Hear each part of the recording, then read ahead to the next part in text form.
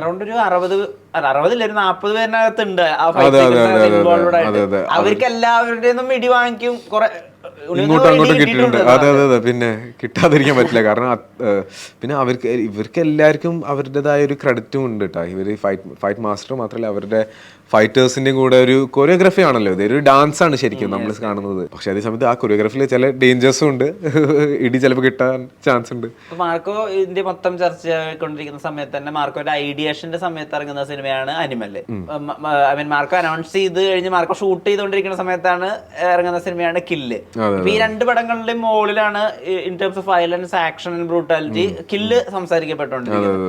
ഇഷാന് അനിമല് കാണുമ്പോഴും കില്ല് കാണുമ്പോഴും പിന്നെ മാർക്കോനെ പറ്റി അറിയുകയും ചെയ്യാലോ. അപ്പൊ എങ്ങനെ ഇതിനൊക്കെ രണ്ടിനേക്കാളും മേലെയായിരിക്കും മാർക്കോ, അങ്ങനെയൊക്കെ ഒരു വിഷൻ ഉണ്ടായിരുന്നോ? എനിക്ക് അങ്ങനത്തെ ഒരു വിഷൻ ഉണ്ടായി, പക്ഷെ ഞാൻ ആരോടും അങ്ങനെ പറഞ്ഞില്ല. കാരണം നമ്മൾ ഓൾറെഡി ഷൂട്ട് ചെയ്ത് വെച്ചിട്ടുണ്ടായി. അപ്പോൾ ഈ പടങ്ങളൊക്കെ റിലീസായ സമയത്ത് മോസ്റ്റ് വയലന്റ് എന്നൊക്കെ അവര് പറയുന്നുണ്ട്, പ്രേക്ഷകർ പറയുന്നുണ്ട്. അപ്പോൾ ഞാൻ ജസ്റ്റ് ഒന്ന് സൈലന്റ് ആയിട്ട് ഇരിക്കുകയാണ്, നിങ്ങളൊന്ന് വെയിറ്റ് ചെയ്യ്, ഡിസംബർ വരട്ടെ എന്ന് അങ്ങനത്തെ ഒരു മൈൻഡ് സെറ്റിലാണ് ഞാൻ നിൽക്കുന്നത്.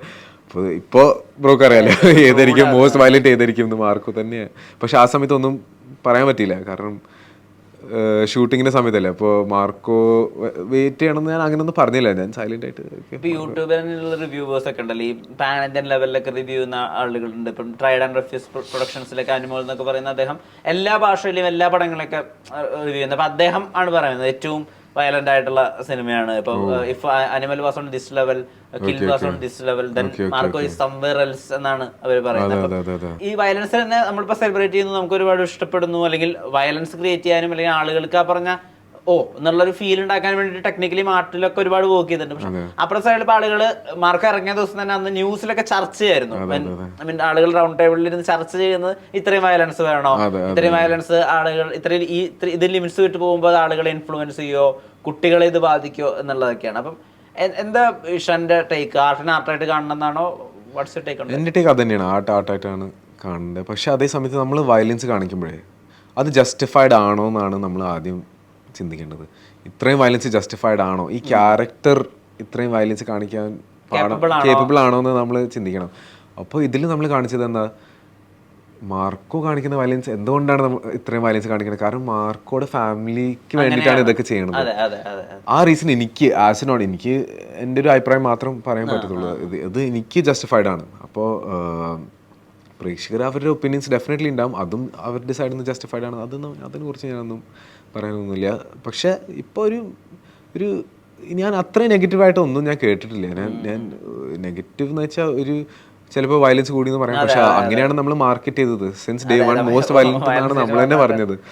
അപ്പോൾ എനിക്ക് നെഗറ്റീവായിട്ട് എനിക്ക് അങ്ങനെ ഒന്നും തോന്നിയിട്ടില്ല. മറ്റൊരു ഏരിയ എന്താണെന്ന് വെച്ചാൽ ഷെരീഫ് ഉൾപ്പെടെ അതിനെപ്പറ്റി ഓപ്പൺ ആയിട്ട് സംസാരിച്ചിട്ടുണ്ട്. അതായത് ഇത് അനൗൺസ് ചെയ്യുന്ന സമയത്തും അല്ലെങ്കിൽ ഇതിന്റെ ഹിന്ദി റൈറ്റ്സ് ആദ്യം തന്നെ വിറ്റുപോയി എന്ന് പറയുമ്പോൾ, അല്ലെങ്കിൽ പല പോസ്റ്റേഴ്സ് ഒക്കെ ഇറങ്ങുമ്പോൾ അപ്പുറത്തെ സൈഡിൽ നിന്ന് ഒരു നെഗറ്റീവായിട്ടുള്ള അറ്റാക്കും കൂടി ഉണ്ടായിരുന്നു. അല്ലെങ്കിൽ ആളുകൾ ഇതെന്തായിരിക്കും ചെയ്യാൻ പോവുക, പിന്നെ ഇത്രയും വയലൻസ് എന്താണ് മലയാളത്തിന് ആക്ഷനെ കൊണ്ട് ചെയ്യാൻ പറ്റുക എന്നുള്ള സംസാരങ്ങളുണ്ടായിരുന്നു. ആളുകൾ ചിരിച്ചിട്ടുണ്ട് ഇപ്പോൾ അനൗൺസ് ചെയ്തപ്പോൾ. ഷരീഫ് ഈ അടുത്ത് തന്നെ ഒരു ഇന്റർവ്യൂവിൽ പറയുകയാണ് അവരൊക്കെയാണ് വായടപ്പിച്ചുകൊണ്ടാണ് ഈ പടപ്പ് വിജയിച്ച് മുന്നേറിക്കൊണ്ടിരിക്കുന്നത്. ഇതിന്റെ ഏതെങ്കിലും ഒരു പോയിന്റിൽ വെച്ചിട്ട് നമ്മൾ എടുത്താൽ പൊങ്ങാത്തൊരു കാര്യമാണ് എടുക്കുന്നതെന്നോ അല്ലെങ്കിൽ അങ്ങനെ ഒരു ഫീലിംഗ് അങ്ങനെ തോന്നിയിട്ടില്ല. കാരണം ഷെരീഫ് ഖാന്റെ കോൺഫിഡൻസ് കൊണ്ടാണ് ഈ ഒരു പടം ഓണായത്. അത് ഷെരീഫ് ഖാൻ എടുത്തൊരു റിസ്ക്കാണ്. അത് നമ്മൾ തന്നെ സമ്മതിക്കണം. അത് എസ്പെഷ്യലി ഒരു first time production house, cubes entertainment എന്ന് പറയുന്ന ഒരു ഫസ്റ്റ് ടൈം പ്രൊഡക്ഷൻ ഹൗസ് ആണ്. അതൊരു it's A Brave decision, definitely A Brave decision. അപ്പോൾ ഷെരീഫ് ഖാൻ ലോജിസ്റ്റിക്സും കൺസ്ട്രക്ഷൻ ബിസിനസ് എന്നാണ് വരുന്നത്. അപ്പോൾ ഡെഫിനറ്റ്ലി ഒരു മാർക്കറ്റ് സ്റ്റഡി ചെയ്തിട്ടുണ്ടാകും, നമ്മളെ ടാർഗറ്റ് ഓഡിയൻസ് ആരൊക്കെയാണെന്ന്, ഇവർക്ക് എന്തൊക്കെയായിരിക്കും ഇവർക്ക് കാണേണ്ടത്. അപ്പോൾ അതൊക്കെ വെച്ചിട്ടായിരിക്കും ഈ ഒരു ഡിസിഷൻ എടുത്തത്. ഇപ്പോൾ അതിൻ്റെ ഒരു ഗുണം നമുക്ക് കാണുന്നുണ്ട്. അതിൻ്റെ ഒരു പേ ഓഫ്, നമ്മൾ ആ റിസ്കിൻ്റെ ഒരു പേ ഓഫ് ഇന്നാണ് നമ്മൾ കാണുന്നത്. അതുകൊണ്ടാണ് ഞാൻ പറയുന്നത് ബ്രേവ് ആണെന്ന്. കാരണം ആ പേ ഓഫ് ഗ്യാരണ്ടീഡ് ഒന്നും അല്ലല്ലോ, ഒരു സിനിമ ഗ്യാരണ്ടീഡ് അല്ല. സോ കൂടി വേണമല്ലോ. അതെ അതെ, തീർച്ചയായിട്ടും വിഷനറി എന്നാണ് ഞാൻ ശരിക്കും വിളിക്കുന്നത്. നമുക്ക് ഓരോ ആക്ടറും ഇപ്പൊ നമ്മൾ പടം കണ്ടുകൊണ്ടിരിക്കുമ്പോൾ സ്റ്റാർ ഈസ് ബോൺ അല്ലെങ്കിൽ സൂപ്പർ സ്റ്റാർ ഈസ് ബോൺ നമുക്ക് തോന്നുന്ന മൊമെന്റുകളുണ്ട്. ഇപ്പൊ വിജയനൊക്കെ എടുത്തു നോക്കണമെങ്കിൽ തുപ്പാക്കിൽ ഐ ആം വെയിറ്റിംഗ് എന്ന് പറയുന്ന സമയത്ത് നമുക്ക് കിട്ടുന്ന ഒരു ഹൈ ഉണ്ട്. അല്ലെങ്കിൽ ലാലേട്ടൻ ഡേ കാണുക എന്ന് പറയുന്ന സമയത്ത് കുറെ ആൾക്കാർ ഓടി വരുമ്പോൾ അപ്പോഴൊക്കെയാണ് നമുക്ക് ഈ മനുഷ്യൻ ഇങ്ങനെയാണ്.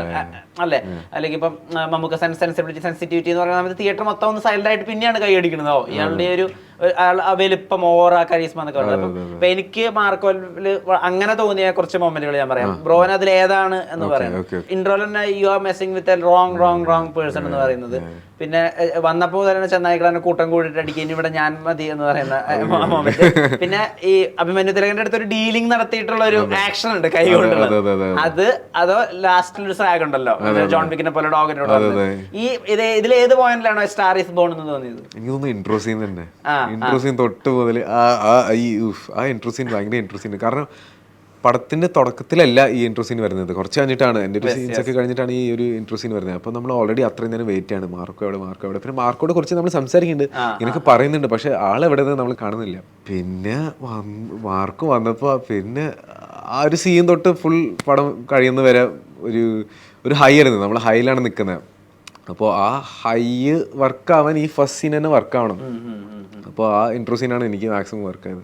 അതിൽ തന്നെ ഇപ്പോൾ ഒരു ഗ്രൗണ്ടഡ് ആയിട്ടുള്ള ഒരു കാര്യം കൂടി കാണിച്ചില്ല. ഇപ്പോൾ ഇത്രയും വലിയൊരു പടത്തിൽ ഇപ്പോൾ നമ്മൾ ഇപ്പോൾ കാണുന്ന ബാക്കിയുള്ള പടത്തിലൊക്കെ ഒന്നില്ലെങ്കിൽ അവർ 10 പേരൊക്കെ ഇടിച്ചിട്ട് അല്ലെങ്കിൽ കടലിൽ നിന്നൊക്കെ ചാടി വരുന്ന അങ്ങനത്തെ ഇൻട്രോകളൊക്കെ ഉള്ള സ്ഥലത്താണ് വളരെ ഒരു മിനിമലിസ്റ്റിക് ആയിട്ടുള്ള സ്പേസിൽ അയാളുടെ സ്ട്രെങ്ത് മൊത്തം കാണിക്കുന്നതിനകത്ത് അതിനകത്ത് റൈറ്റിംഗ് പോയിട്ടുണ്ട്. അപ്പൊ അതിനകത്ത് അയാൾ എത്ര ബ്രൂട്ടാലിറ്റിയിലേക്ക് വരെ പോവും, അയാൾ എന്തൊക്കെ ചെയ്യും, എന്തൊക്കെയാണ് അയാളുടെ സ്ട്രെങ്ത്, അത് മൊത്തം അവർ കാണിക്കുന്നുണ്ട് ജസ്റ്റ് ഒരു സീനിൽ. ആ സീൻ നടക്കുന്നതും ഒരു നോർമൽ ആയിട്ടുള്ള സ്ഥലത്തുമാണ്. അപ്പൊ റൈറ്റിംഗിലും നടക്കാൻ പറ്റാവുന്ന ഒരു കാര്യമാണ് ചെയ്യുന്നത്. മീൻസ് അത്രയും സ്ട്രെങ്ത് ഉള്ള ഒരാൾക്ക് ചെയ്യാൻ പറ്റാവുന്ന ഒരു കാര്യം. ഇതിൽ തന്നെ പെർഫോമൻസുകളെ പറ്റി എടുത്ത് പറയുമ്പോൾ ഇപ്പൊ അഭിമന്യു തിലകൻ എന്ന് പറയുന്ന ഒരു ടാലന്റ് കൂടി നമ്മൾ എക്സ്പ്ലോർ ചെയ്തിട്ടുണ്ടല്ലോ. എനിക്കൊന്ന് ഉണ്ണിയും സിദ്ദിഖിക്ക് അല്ലാതെ എന്തെങ്കിലും കോമ്പിനേഷൻ ഉള്ളത് ആ ഒരു ഏരിയയിലല്ലേ അഭിമന്യു തിലകന്റെ പെർഫോമൻസ് എന്താ ഫീൽ ചെയ്തത്? ശരിക്കും പറഞ്ഞാൽ ഇതിന് ഏറ്റവും വലിയ കോമഡി എന്താണെന്ന് വെച്ചാൽ അബിയുടെ ശരിക്കുള്ള പേഴ്സണാലിറ്റി കണ്ട പുള്ളി അതിന് നേരെ ഓപ്പോസിറ്റ് ആണ്. ക്യാരക്ടർ നേരെ ഓപ്പോസിറ്റ് ആണ്. പുള്ളി സെറ്റിൽ ഏത് നേരം തമാശയും കളിയാക്കലും അതൊക്കെയാണ് അബിയുടെ ഒരു ശരിക്കുള്ള പേഴ്സണാലിറ്റി. അപ്പോൾ നമ്മൾ റസൽ സ്ക്രീനിൽ കാണുമ്പോൾ ഇതാരാന്നാണ് വിചാരിക്കുന്നത്.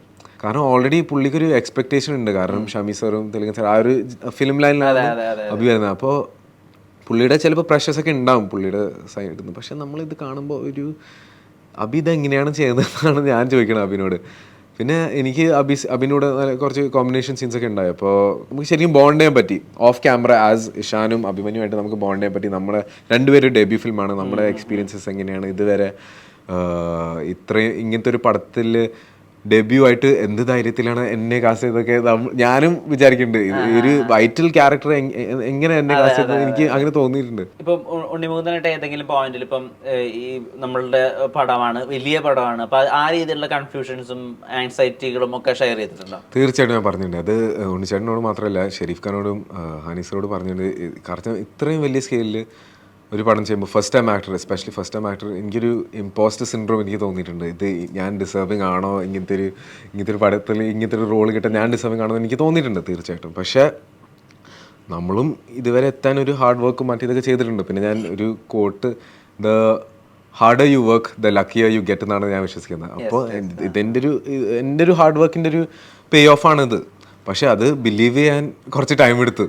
കാരണം വിക്ടറിൻ്റെ ഒരു ക്യാരക്ടർ ഞാൻ സ്ക്രിപ്റ്റ് വായിച്ചപ്പോൾ ഓക്കെ ഇതൊരു വൈറ്റൽ ക്യാരക്ടറാണ്, ഈ പടത്തിൻ്റെ ഒരു ഇമോഷണൽ കോർ വിക്ടർ തന്നെ ആയിരിക്കും. ചില ആക്ഷൻസ് അങ്ങനെയൊന്നും ചിലപ്പോൾ ഉണ്ടാവില്ലായിരിക്കും, പക്ഷേ ആ ആക്ഷൻ എല്ലാം വർക്ക് ആവാൻ ഈ ഇമോഷൻ അതേ വർക്ക് ആവണം.